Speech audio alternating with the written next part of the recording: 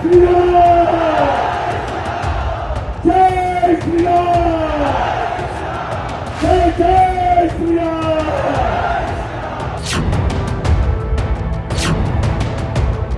ओम सर्वमंगला मंगल्ये शिवे सर्वार्थ साधिके शरण्ये त्र्यंबके गौरी नारायणी नमस्तुते। ममता दीदी को जय श्री राम के आह्वान से दिक्कत है। नमस्कार, मैं हूं पंकज झा। जब सबका राग एक है तो फिर झगड़ा काहे का? लेकिन झगड़ा है।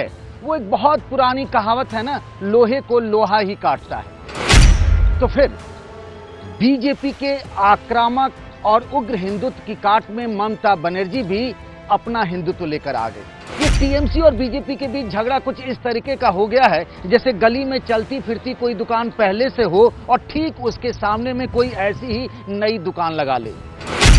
आक्रामक हिंदुत्व की दुकान बीजेपी की पहले से थी और ममता बनर्जी भी नरम हिंदुत्व की फ्रेंचाइजी लेकर आ गई।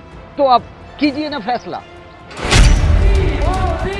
फैसला तो होगा, फैसला धर्म की राजनीति पर होगा, खासकर हिंदुत्व की राजनीति पर। क्योंकि बंगाल में जिस टीएमसी और बीजेपी में असली लड़ाई है, उन दोनों ने अपने अपने धार्मिक तीर को तर्कश से निकाल लिया है। इसीलिए जिसको जहां मौका मिलता है धर्म का तीर चला देता है। सारे प्रत्याशी आगे आ जाएंगे। कुछ दिनों पहले मैं बांग्लादेश गया था। वहां मैंने 51 शक्तिपीठों में से एक जशोरेश्वरी काली माता मंदिर के दर्शन किए, पूजा अर्चना की। लेकिन दीदी को इस पर घोर आपत्ति है। मैंने ओराकांदी में हरिचरण ठाकुर, गुरुचरण ठाकुर जी की पुण्य भूमि में जाकर पूरे देश के लिए आशीर्वाद मांगा। ये देखकर भी दीदी का गुस्सा 7वें आसमान पर पहुंच गया। आप बताइए साथियों, मां काली के मंदिर में जाना गलत है क्या? गलत है क्या? ये मेरी सारी माताएं बहनें कह रही है नहीं, गलत नहीं है। हरिचरण ठाकुर जी को प्रणाम करना गलत है क्या?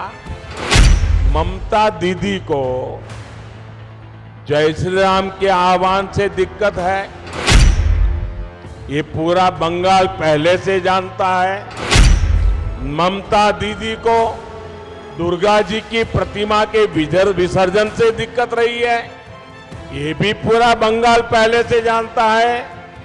लेकिन अब दीदी को तिलक से दिक्कत है, अब दीदी को भगवा वस्त्र से दिक्कत है, और तो और अब दीदी के लोग चोटी रखने वालों को राक्षस कहने लगे हैं।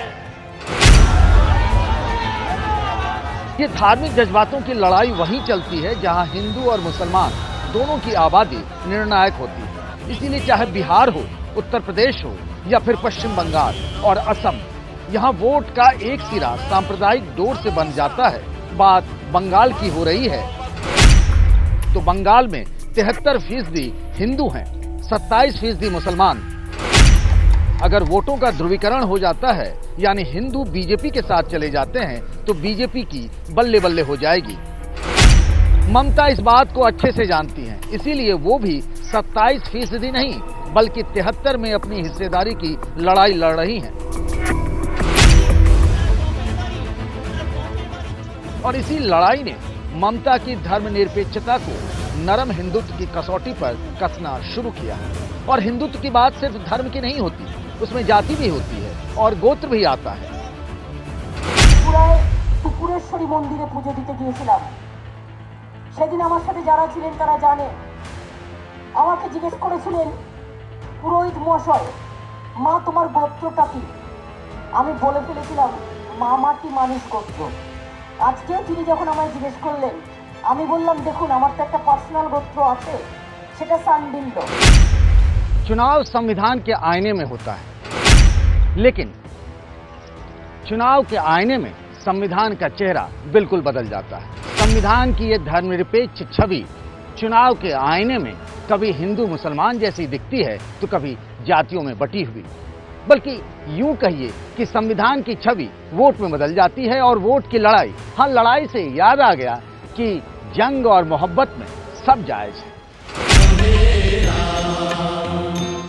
इसीलिए जिस राम की मर्यादा हिंदुस्तान की परंपरा है, जो रामधुन धर्मों के दायरे से ऊपर होती है, उन्हीं राम का नाम चुनाव के मैदान में किसी आजमाए हुए सिक्के की तरह उछाल दिया जाता है। जय श्री राम। हम जब बोलते हैं तो सामने से नारे लगते हैं जय श्री राम। वोट का सारा सिलसिला ही बदल जाता है। 2019 के चुनाव में किसको अंदाजा रहा होगा कि बीजेपी पश्चिम बंगाल में 42 में से 18 सीटें जीत जाएंगी? कम से कम ममता को तो इसका अंदाजा बिल्कुल नहीं।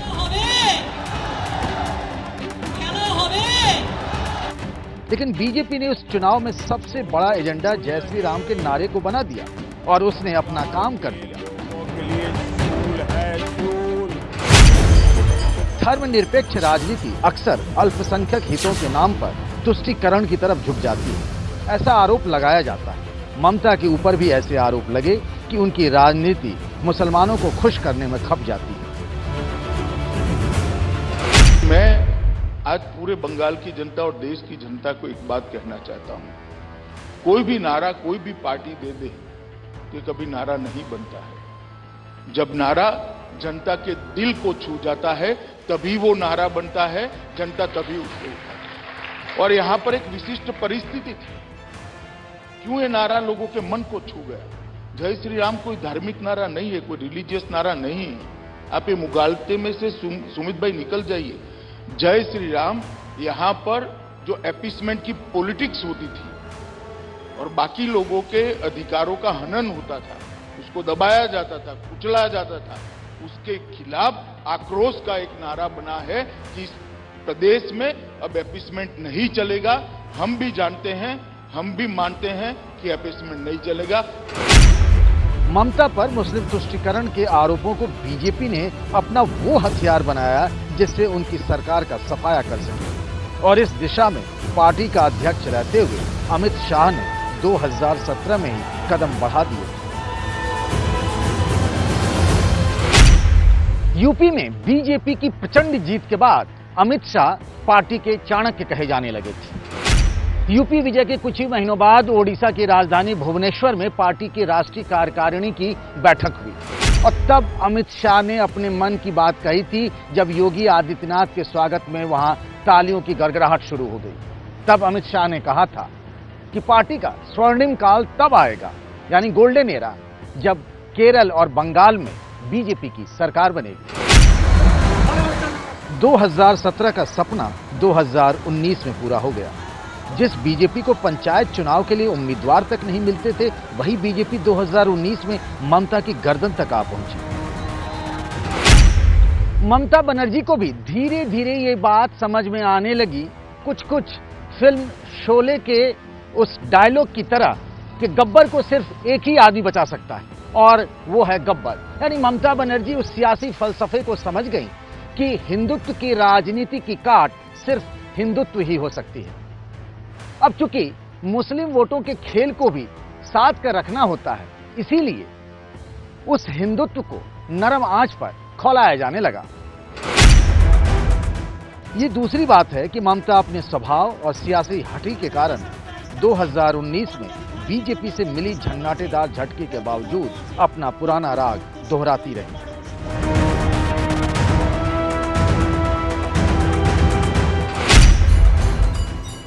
लेकिन यही तो राजनीति की खूबी होती है। अक्सर कहा कुछ जाता है, किया कुछ जाता है। ममता ने भी यही किया।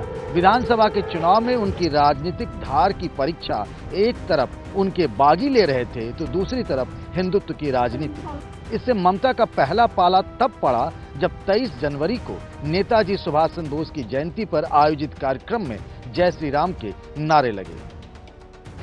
পশ্চিমবঙ্গের মাননীয় মুখ্যমন্ত্রী শ্রীমতী মমতা ব্যানার্জিকে অনুরোধ জানাবো তার বক্তব্য রাখার জন্য। अब हम स्वागत करना चाहेंगे माननीय मुख्यमंत्री ममता बनर्जी का मंच पर।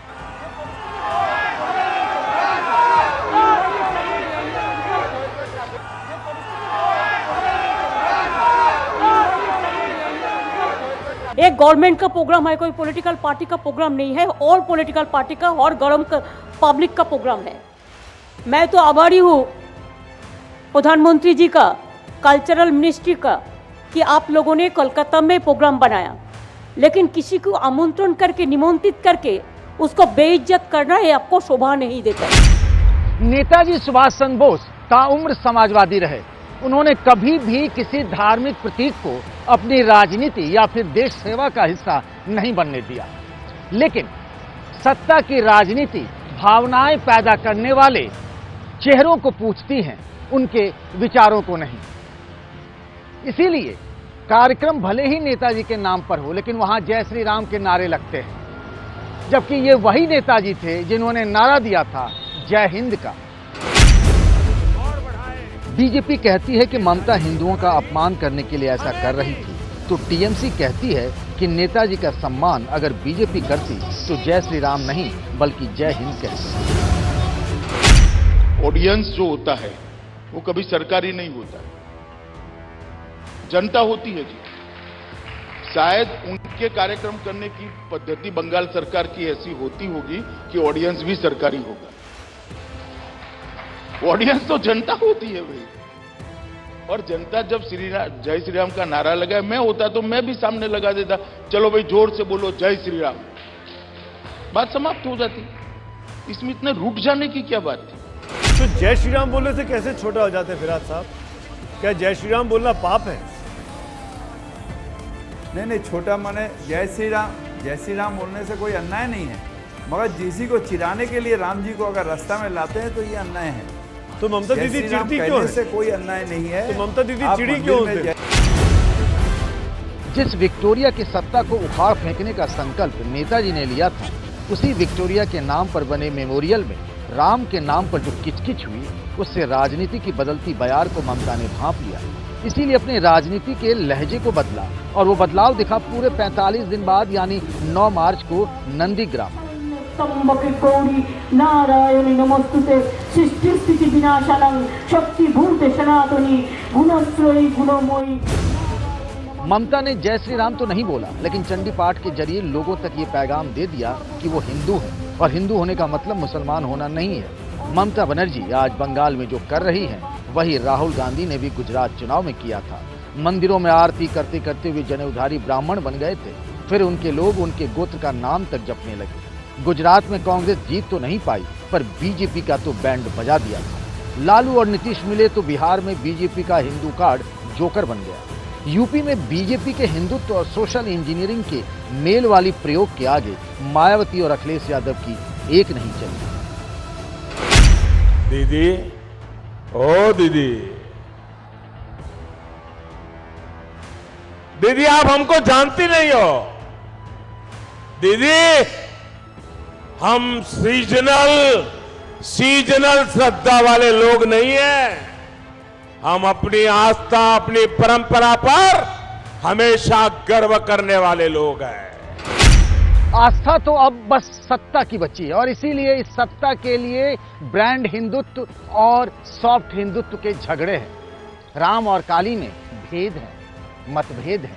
इसीलिए इस समय मुझे एक शेर बहुत याद आ रहा है, न कोई वादा, न कोई यकीन, न कोई उम्मीद, मगर हमें तेरा इंतजार करना है।